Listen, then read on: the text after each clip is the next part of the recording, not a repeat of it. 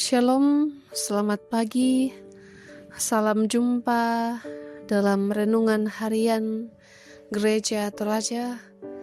Hari ini kita sungguh bersyukur masih merasakan pemeliharaan yang luar biasa dari Tuhan.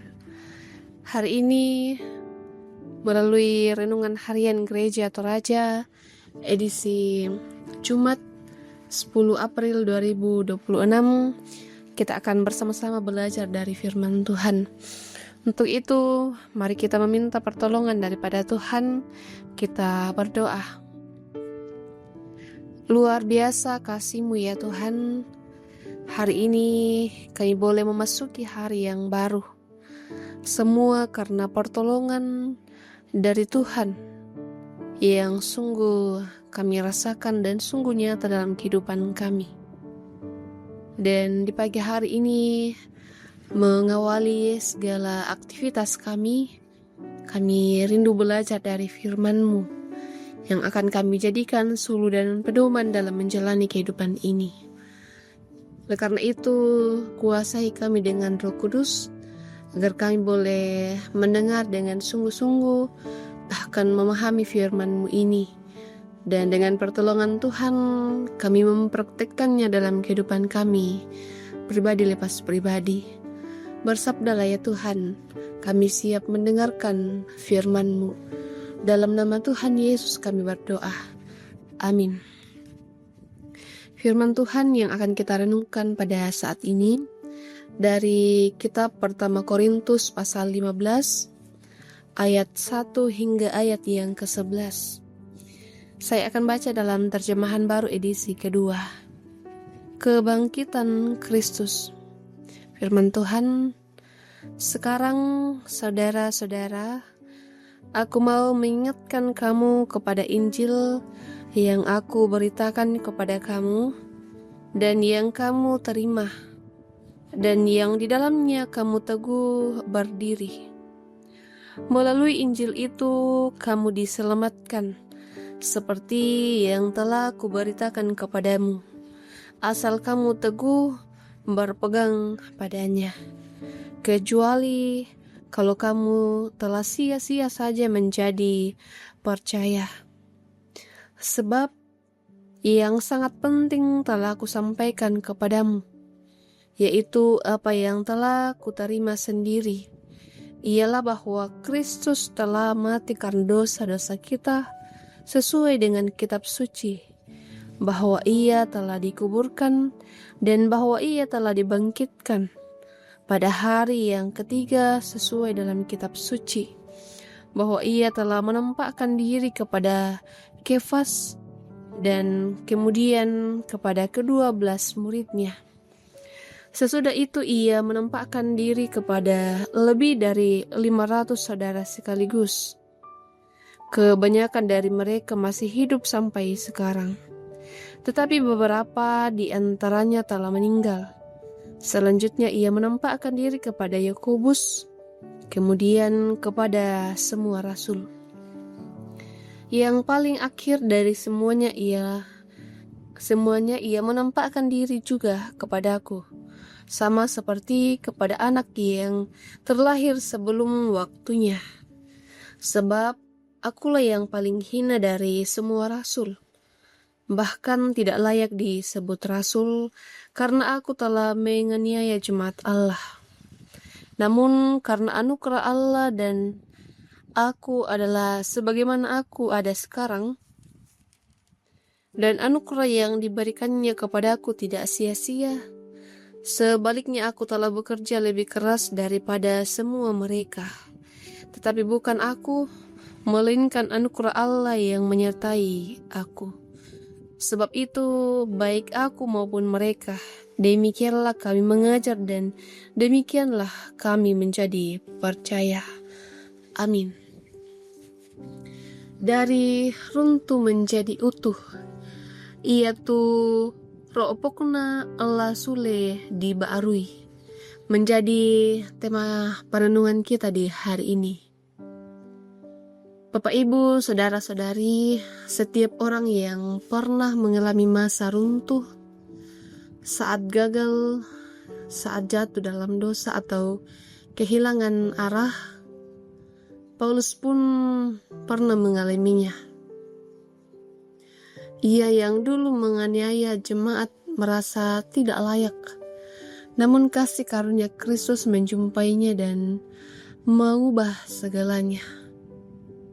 Dalam pertama Korintus 15 ayat 3-4, ia menegaskan inti Injil bahwa Kristus mati karena dosa kita dan bangkit pada hari yang ketiga.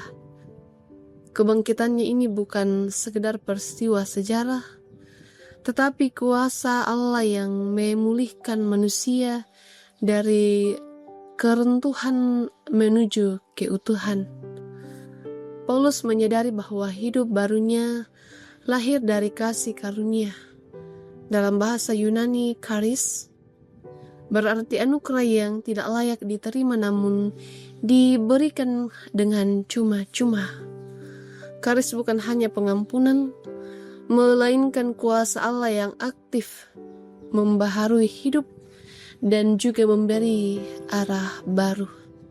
Karena itu ia berkata, kasih karunia Allah tidak sia-sia dalam diriku. Kuasa yang sama kini bekerja dalam setiap orang percaya.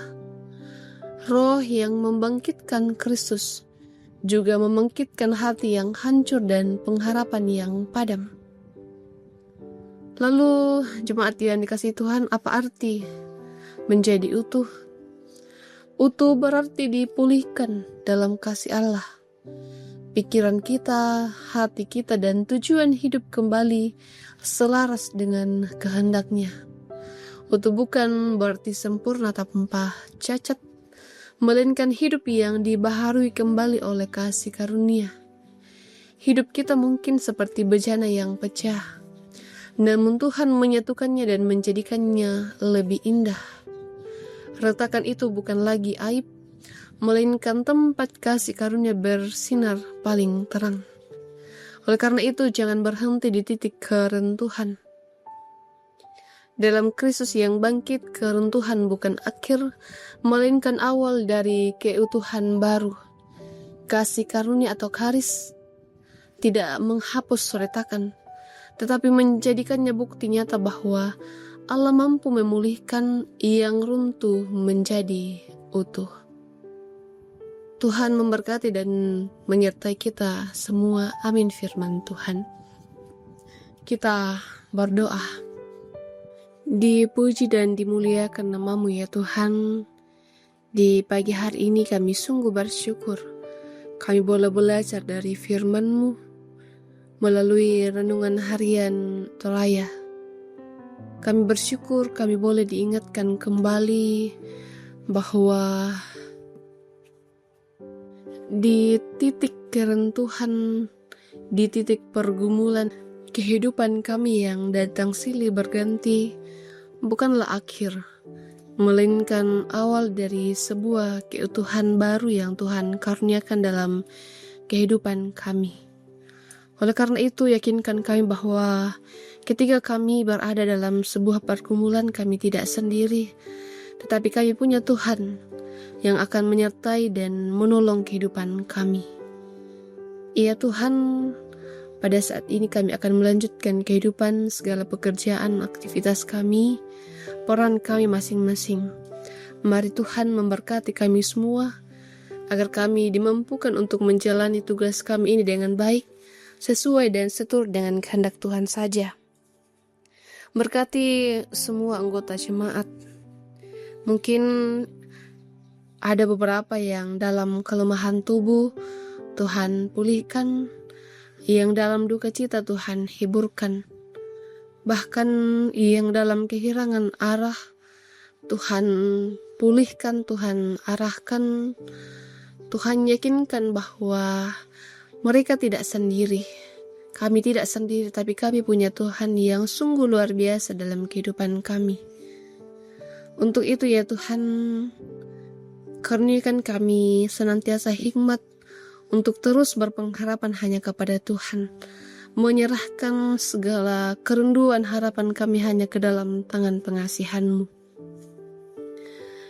Ya Tuhan, pada saat ini kami berdoa untuk beberapa anggota jemaat dari Gereja Toraja Jemaat Palangkaraya Cabang Kebaktian Murung Raya yang akan melaksanakan perjalanan ke Batu Licin.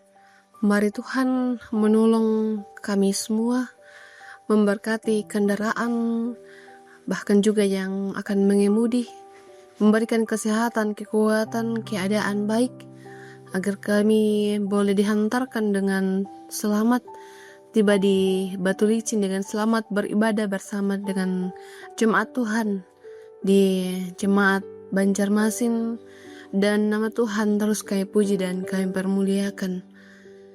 Ya Tuhan, ya Allah kami, hidup dan kehidupan kami serahkan hanya ke dalam tangan pengasihan-Mu.